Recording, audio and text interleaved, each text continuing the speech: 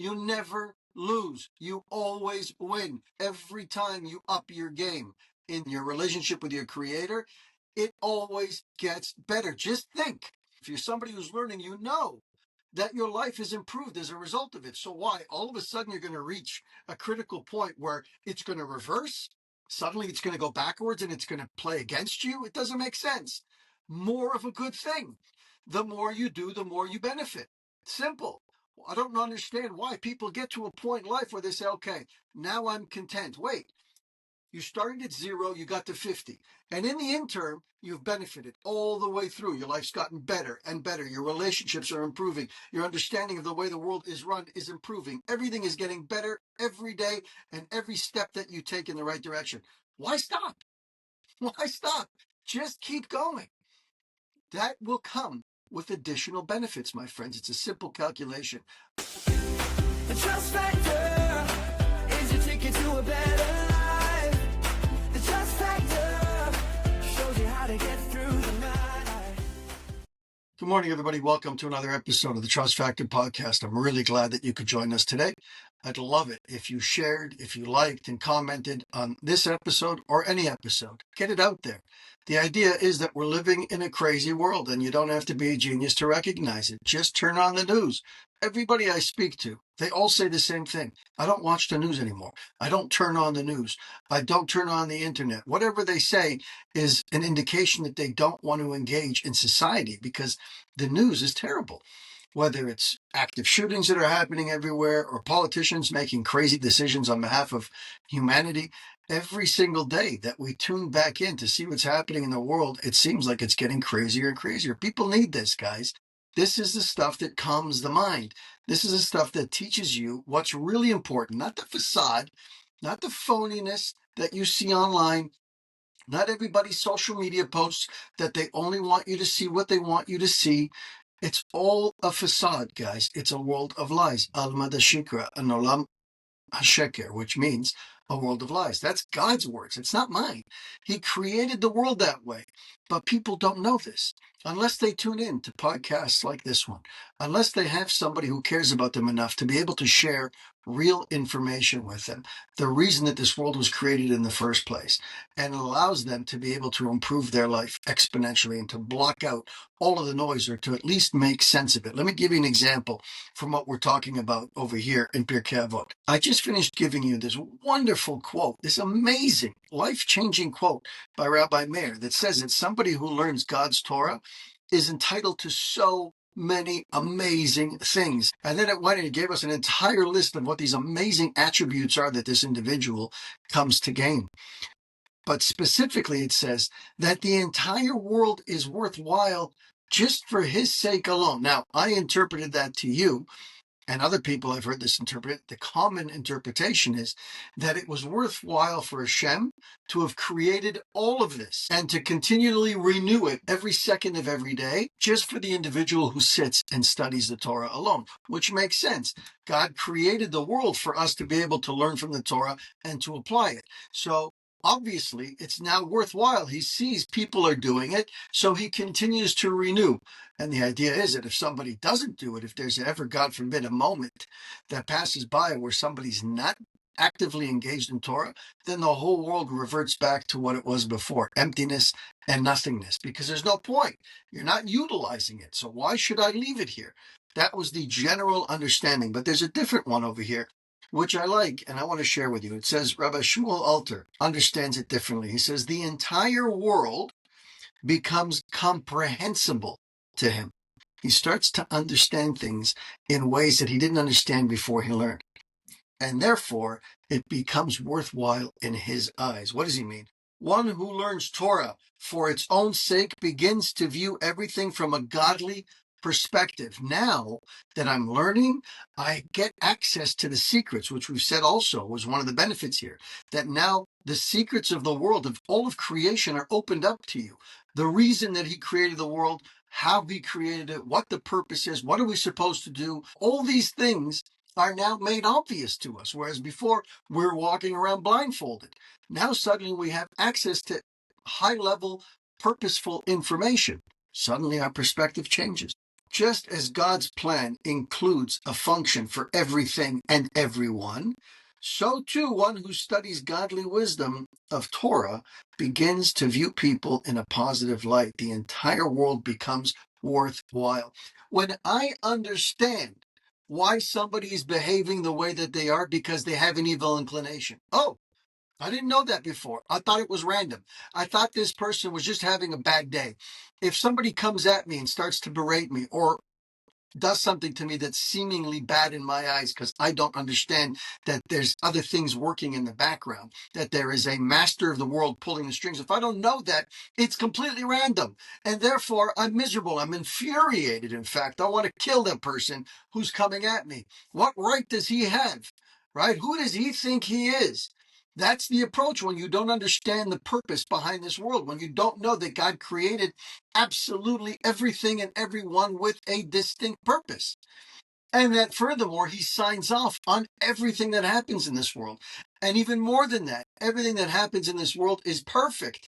And it happens for our best. When I suddenly understand that, because I'm sitting and learning Torah, it is now possible for me to understand this person differently.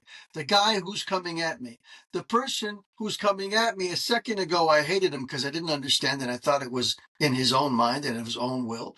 And now I understand it's got nothing to do with his own will, and that my Father who loves me signed off on it. There's a message in there for me to be able to learn from and to grow from. What a different take on life. Suddenly I went from being miserable to being at least content. I don't have to be thrilled, but content. And the more I learn, eventually I come to be thrilled. I say thank you to that individual. Can you imagine? Thank you for berating me. Thank you for stealing from me. Thank you for doing something that I interpreted as negative, but now I know that there is no such thing, and that what you did was signed off on by the Creator. Now, you're going to have an accounting. You're going to have to answer for that. There's a reason why he chose you to impact me in that way, that negative way. So you'll deal with that when the time is right. But in the meantime, I understand that everything was worthwhile. I understand that there's beauty and perfection in this world and that nothing is random. And so it's all worthwhile. The losses, the gains, the ups, the downs, the going sideways, all the different things that happen to us in this life, this roller coaster of life, it is all worthwhile and it is all perfect. That's the way that it's understood over here. It's a completely different take on the one that we said before. The entire world becomes worthwhile, i.e., that it's meaningful and fulfilling to him. Furthermore, it says, his exposure to the endless depths of Torah teach him of his own insignificance, so that he becomes overawed by how little he knows compared to the infinity of God's intelligence. In addition to what I just told you, the other benefit, the other quote unquote interpretation of the world is worthwhile for him is that suddenly you're gaining all this knowledge, and suddenly you have an actualization that you're really not who you think you are. You're really not all that you think you're cracked up to be. And that's an eye-opener for a lot of people to say, wait a second, I need to be a little bit more modest. I need to have a little bit more humility over here because, look, there's so much that I don't know. And that is so true. Every time that I sit and learn Torah, I'm blown away. I'm talking 20 years later, my friends. Okay. And I don't learn like a scholar learns. There are people who learn every day and all night. I learn when I can. I try to do my best. But every time I sit and learn, I'm blown away by a new understanding, a different understanding. Look, we just got one today. My whole life, I'm thinking that the whole idea that it's worthwhile that Hashem created the world was because now he's satisfied that somebody is using his Torah. But look, we just gave a completely different perspective on this, a whole new way of appreciating a simple sentence. If you walk through life with that sensitivity of trying to understand what the words of Torah mean, you can learn for 1,000 lifetimes, and it still wouldn't be enough. You'd continue to learn and to grow every day of your life. That, my friends, is Torah. It's not like any other subject in the world. It is unique to divine wisdom. Okay, guys, back into the Garden of Emuna. We're about halfway through the book, and we're going to make a lot more progress next week when we're done with Pirkei Avot. In the meantime, we're kind of splitting up our time between the both, so it's taking us a little bit longer, which is fine. We're not going anywhere. Nobody's in a rush, and we're working on ourselves for the rest of our life. So let's take our time and enjoy this unbelievable wisdom. It says, those who are buried in debt. A lot of people know about that.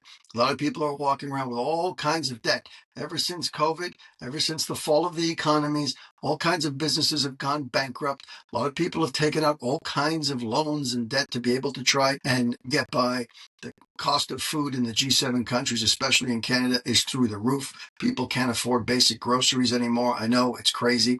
I know specifically with regards to food banks, I donate often to the food banks through my corporation. We just did a whole run for them to feed kids in school.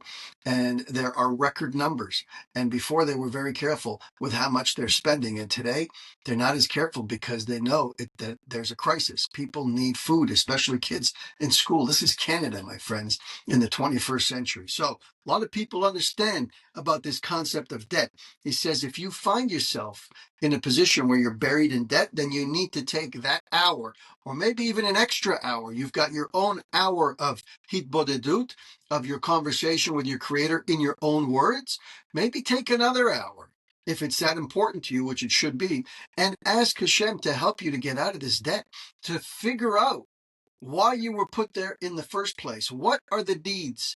What are the actions that I'm doing, or the actions that I'm not doing? What do I need to do more of, and what do I need to do less of to be able to help me get out of the jam that I'm in?